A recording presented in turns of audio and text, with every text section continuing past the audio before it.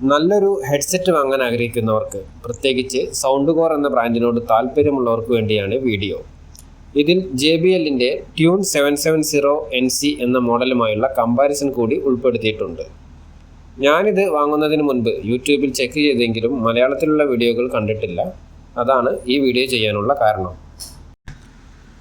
Sound core എന്ന ബ്രാൻഡിൻ്റെ premium മോഡലായിട്ടുള്ള space Q45 എന്ന മോഡലാണ് ഈ ഹെഡ്സെറ്റ്. അതുകൊണ്ടാണ് ഇതിൻ്റെ കൂടെ നല്ലൊരു ക്വാളിറ്റിയുള്ള ക്യാരി കേസ് കൂടെ കിട്ടുന്നത്. JBL അടക്കമുള്ള ഏത് ബ്രാൻഡ് എടുത്താലും മിനിമം ഒരു 10,000 രൂപ മുതൽ ഉള്ള ഒരു മോഡലുകൾക്ക് മാത്രമേ അവർ ക്യാരി കേസ് കൂടെ കൊടുക്കാറുള്ളൂ. ഇതിന് ഈ സമയത്ത് ഒരു ഡിസ്കൗണ്ട് കിട്ടിയത് കൊണ്ടാണ് നമ്മളിത് വാങ്ങിയിട്ടുള്ളത്. ഇതിൻ്റെ കൂടെ കിട്ടുന്നത് 3.5mm ഒരു ഓഡിയോ ജാക്കും, അതായത് നമുക്കത് വയർഡായിട്ടും ഉപയോഗിക്കാം, വയർലെസ് ആയിട്ടും ഉപയോഗിക്കാം. പിന്നെ ചാർജിങ്ങിന് ഒരു C ടൈപ്പ് കേബിളാണ് കിട്ടുന്നത്. എന്തായാലും നല്ലൊരു അൺബോക്സിംഗ് ആയിരുന്നു. അപ്പോൾ ഇതാണ് നമ്മുടെ സൗണ്ട് കോർ Q45 സ്പേസ് സീരീസിലുള്ളതാണ്. സ്പേസ് എന്ന് പറയുമ്പോൾ ഈ സൗണ്ട് കോറിൻ്റെ സൗണ്ട് ക്വാളിറ്റിയുടെ കാര്യത്തിൽ ഏറ്റവും പ്രീമിയം ലെവലിൽ നിൽക്കുന്നതാണ്. അതല്ലാതെ ഒരുപാട് മോഡലുകൾ അവർക്കുണ്ട്. ഇത് ഓൺ ഇയർ അല്ല, ഓവർ ഇയർ ആണ്. ഓവർ ഇയർ ഹെഡ്സെറ്റാണ്. അതായത് നമ്മുടെ ചെവിയുടെ മുകളിൽ നിൽക്കുന്നതല്ല, ചെവി മുഴുവനായിട്ട് കവർ ചെയ്യുന്നത്. അതായത് ഈ ഹെഡ്സെറ്റിൻ്റെ ഉള്ളിലായിരിക്കും നമ്മുടെ ചെവി ഇരിക്കുക. അതുകൊണ്ട് തന്നെ നമുക്ക് ലോങ് ടൈം ആയിട്ട് ഉപയോഗിക്കുകയാണെങ്കിൽ, ഇനിയിപ്പോൾ 6 മണിക്കൂർ വരെ ഉപയോഗിച്ചാലും നമുക്ക് പ്രത്യേകിച്ച് വലിയ ബുദ്ധിമുട്ടൊന്നും ഇല്ലാത്ത തരത്തിലാണ് ഇതിൻ്റെ ഒരു പൊസിഷൻ ഉണ്ടായിരിക്കുക. ഓൺ ഇയർ ഹെഡ്സെറ്റുകളാണെങ്കിൽ ചെവിയുടെ മുകളിൽ പതിഞ്ഞിരിക്കുന്നതാണ്. അതുകൊണ്ട് തന്നെ നമുക്കൊരു 2 മണിക്കൂറിനപ്പുറം ഉപയോഗിക്കാൻ കഴിയാത്തൊരു സ്ഥിതിയാണ് ഉണ്ടാവുക. പിന്നെ നല്ല കുഷ്യനിങ് ആണ് കൊടുത്തിട്ടുള്ളത്, നല്ല പാഡുകളാണുള്ളത്, സോഫ്റ്റ് ആയിട്ടുള്ളതാണ്. അപ്പോൾ ഹെഡ്സെറ്റ് നോക്കുമ്പോൾ നമ്മൾ ശ്രദ്ധിക്കേണ്ടത് നിങ്ങളുടെ ആവശ്യം എന്താണെന്നുള്ളതാണ്. ചെവി മുഴുവനായിട്ട് കവർ ചെയ്യണോ അല്ലാത്തതാണോ എന്നുള്ളത് നോക്കണം. ഇനി നെഗറ്റീവായിട്ട് പറയാനുള്ള ഒരേ ഒരു കാര്യം ഇതിൻ്റെ വെയിറ്റാണ്. ഇച്ചിരി വെയിറ്റ് കൂടുതലാണ്. സാധാരണ ഹെഡ്സെറ്റുകളെക്കാളും ഒരു 100-150 ഗ്രാം ഇതിന് വെയിറ്റ് കൂടുതലാണ്. അത് ബിൽഡ് ക്വാളിറ്റി കൊണ്ട് തന്നെ ആയിരിക്കുമെന്നാണ് ഞാൻ വിചാരിക്കുന്നത്. കാരണം ഇതിന് മുമ്പ് എൻ്റെ അടുത്തുള്ള ഹെഡ്സെറ്റിലും ഇതേ പ്രശ്നം തന്നെ ആയിരുന്നു ഉണ്ടായിരുന്നത്. അതായത് വെയിറ്റ് കുറച്ച് കൂടുതലാണെന്നുള്ളതായിരുന്നു. ഈ ഹെഡ്സെറ്റിലുള്ളതെല്ലാം ഫിസിക്കൽ ബട്ടണുകളാണ്, ടച്ച് കൺട്രോൾ അല്ല.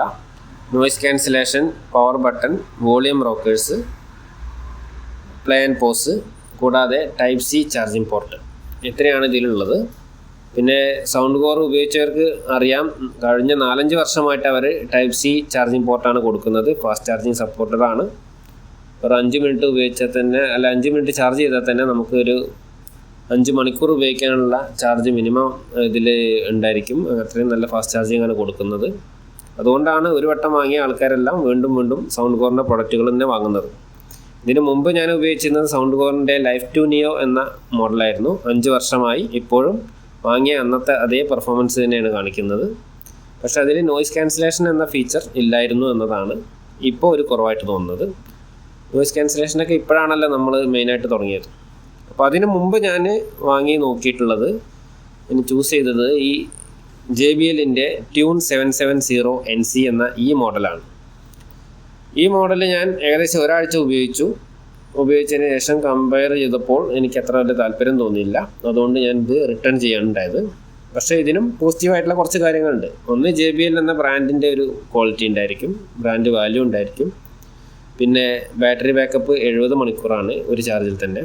അതിൽ നോയ്സ് ക്യാൻസലേഷൻ ഓണാക്കി കഴിഞ്ഞാൽ 50-60 ഒരു 50 മണിക്കൂറൊക്കെ ആവറേജ് കിട്ടും. പിന്നെ നോയ്സ് ക്യാൻസലേഷൻ ഉണ്ട്, പക്ഷേ അത് ഒരു ഫുൾ ലെങ്ത്തിലുള്ള നോയ്സ് ക്യാൻസലേഷൻ അല്ല. അതിൻ്റെ പർപ്പസ് മുഴുവനായിട്ട് അത് മീറ്റ് ചെയ്യുന്നില്ല. എന്നാലും നോയ്സ് ക്യാൻസലേഷൻ ഉണ്ടോ എന്ന് ചോദിച്ചാൽ ഉണ്ട് എന്ന് പറയാൻ പറ്റും. ലൈറ്റ് വെയിറ്റ് ആണ്, ഈസി ആയിട്ട് കൊണ്ടുനടക്കാൻ കഴിയും. അങ്ങനെയുള്ള കുറച്ച് ഗുണങ്ങളുണ്ട്.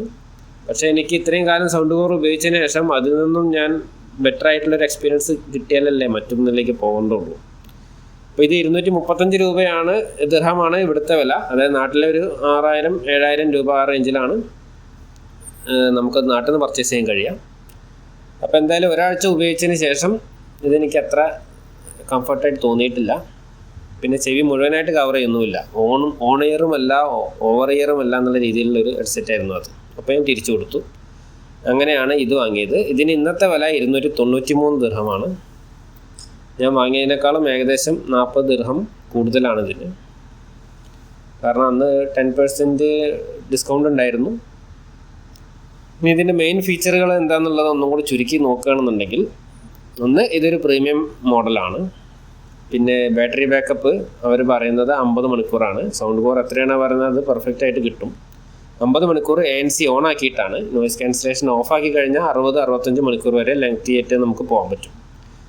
ഇനി നോയിസ് ക്യാൻസലേഷനാണ് ഇതിൻ്റെ മെയിൻ കാര്യം.